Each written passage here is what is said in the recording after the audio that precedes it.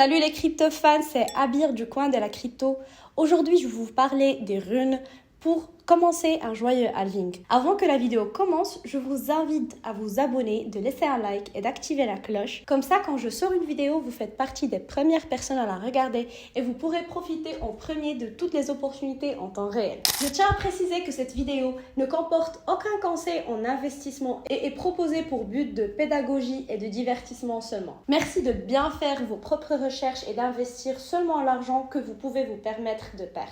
Moi, ce que je trouve pas inintéressant sur le Bitcoin actuellement, c'est ce qu'il est en train de faire ici, là, depuis ce point bas, aux 60 000 $. Il est en train d'imprégner, alors ça tient pas à grand chose, mais regardez, hausse digestion.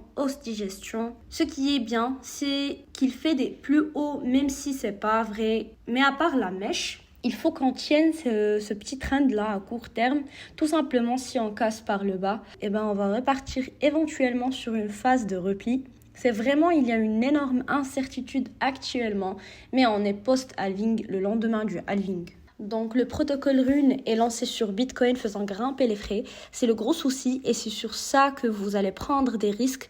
Pour rappel, au moment des ordinals, quand c'est sorti le token Ordi, qui a été le tout premier token, il s'est changé autour des 5 à 15 centimes, donc un cours exceptionnel. Le problème à l'époque, quand il y a eu Ordi, je me suis connectée exactement de la même manière, je vous ai présenté de la même manière les ordinals et j'ai hésité à en prendre. Vous savez pourquoi? Parce que pour en acheter par exemple 1000 à 15 centimes, normalement 150 $, vous payez 150 $ de frais. Donc ça m'avait bloqué à l'époque et il y a exactement la même question qu'il faut se poser. Les frais sont en train d'exploser. Les Américains sont toujours là. Les Américains sont toujours pas là sur les runes. Ça a été les Asiatiques. Je pense qu'ils ont le plus bénéficié parce que c'était à 2h du matin et maintenant les Européens commencent à arriver. Vous allez voir, ça se précipite. Il y a en plus de tokens. L'objectif, c'est pas de se disperser.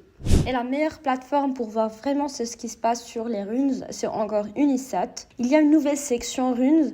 Là, vous pouvez créer un runes et là, en fait, ça coûte très très cher, mais vous pouvez créer votre runes. Par la suite, vous allez sur Explorer. Et là, vous voyez les gros tokens. Donc là, vous voyez les gros tokens Satoshi Nakamoto, même économique, Unicom Goods, Anarcho 4 Bus de Ticker. Donc voilà, vous voyez tous les tokens et vous voyez par exemple ce token-là, il n'a pas encore été minté beaucoup, il est à 4%. Ils ont déjà été mintés, donc c'est fini. Après, on va aller sur Marketplace. C'est une autre façon d'en acheter. Ils sont tous mintés. Et ça vient de commencer, regardez, 2h09. Et il y en a plein qui vont arriver. Il y a qui ont été créés à 7h du mat. Donc vous avez beaucoup de nanars. Moi, ce que je pense dans ce secteur, exactement comme les ordinals, il faut se limiter par exemple aux deux premières. Ce qu'on va aller voir Satoshi Nakamoto et même Economics. Donc, vous allez sur l'onglet Marketplace, Runes. Ticker là, ça a l'air d'être un gros token aussi. Satoshi Nakamoto, voilà, il vaut tout de suite là. Par exemple, ils en vendent par 100 et ça commence à valoir 317 $.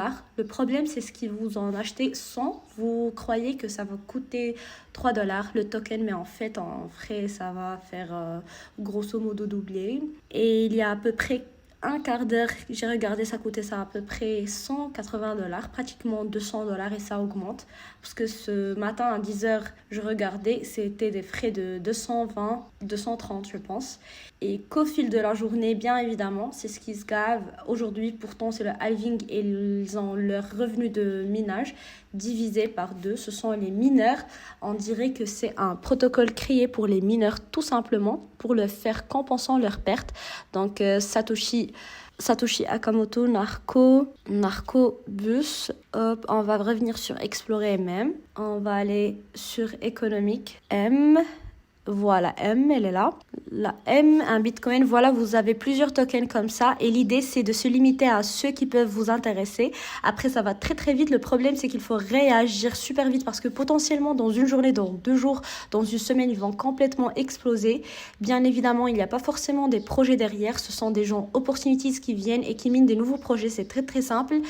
Et ce qui est assez incroyable à l'époque, ça m'avait impressionné, c'est que vous pouvez miner votre projet, vous dites il s'appelle, comme ça le symbole, vous pouvez mettre une photo, le nombre, le token et tout ça, boum, c'est parti, les gens le minent.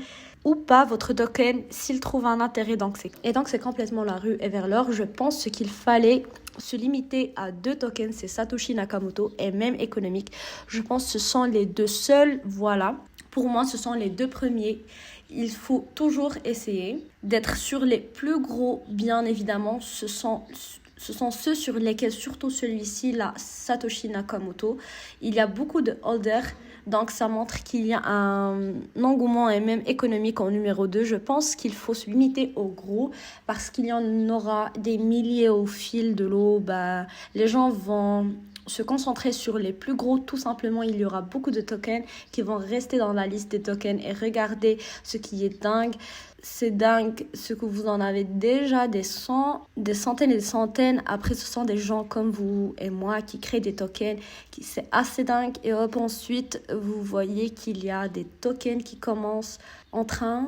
Waouh, ça commence à faire cher des tickets Tesla. Comment il est en train d'exploser.